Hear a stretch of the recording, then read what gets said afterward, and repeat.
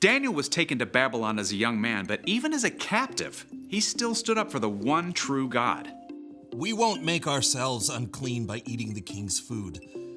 Test us for 10 days. Give us only vegetables to eat. God blessed Daniel and made him strong and wise. That wisdom and courage gained Daniel a lot of respect, and he actually served as an advisor to several foreign kings over his lifetime. One of them was King Darius, who conquered Babylon. Now, when King Darius took charge, he placed 120 officials over the whole kingdom and put 3 governors over them. One of these 3 men was Daniel. Daniel was so trustworthy and did such a good job that Darius actually made plans to put Daniel in charge of the other 2 governors. So when these other 2 rulers found out about the plan, they were pretty angry. They decided to find something wrong with Daniel they could tell the king about. But even though they spied on Daniel, they couldn't find a thing he'd done wrong.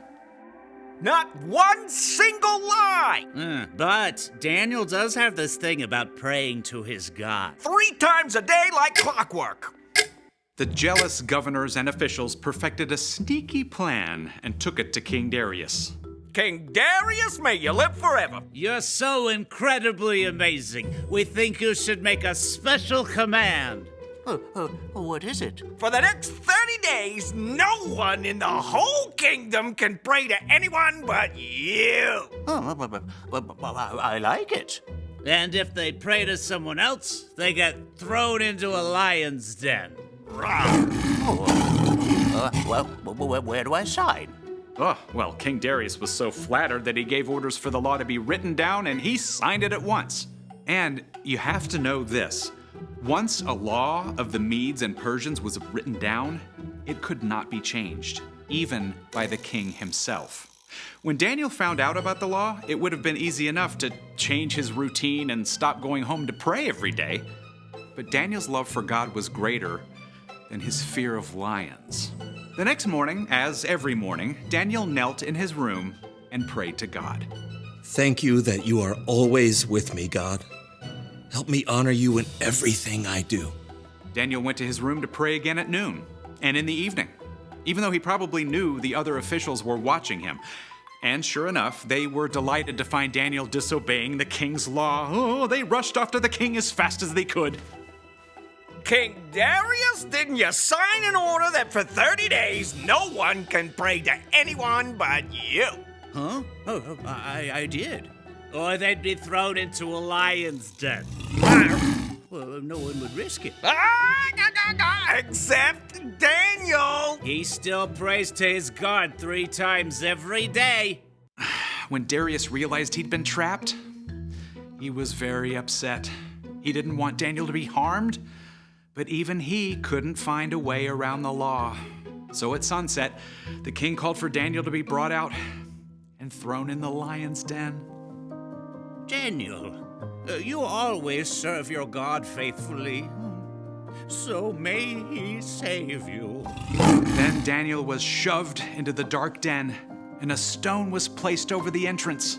Now, we don't know exactly what Daniel felt alone in that deep, dark place with prowling lions. But in the palace, the king was so sick with fear he couldn't sleep. As soon as the sun rose, he hurried back to the lion's den. Daniel, you serve the living God.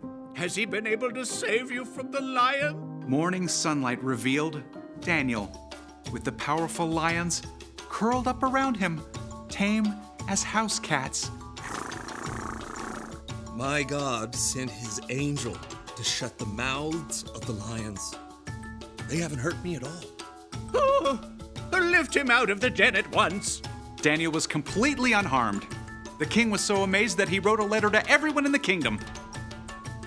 I order people in every part of my kingdom to respect and honor Daniel's God. He is the living God. He has saved Daniel from the power of the lions. Daniel continued to serve the king, and because of Daniel's courage, every person in the land heard about the one true God. The end.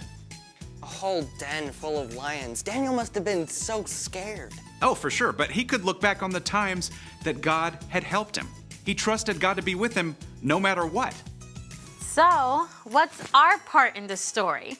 Well, Okay, maybe your mom told you to take the trash to the curb hours ago, but you forgot and now it's dark. It might be tempting to just skip it, but you can trust God to be with you while you do it. Or maybe you have to give a book report in front of the whole class and it's your first time, so you're super nervous. It would be easy to just tell the teacher you lost your voice and can't quite do it. Yeah, but truth is, you can trust that God is with you even in front of the class. Yeah, God knows we all struggle with fear sometimes. That's one of the reasons God gave us Jesus. When we believe in Jesus and follow him, we have God's Spirit to help us face anything that comes our way, from a book report to a barking dog to a mean kid. I think we've got it. Thank you, Brian. See you next time.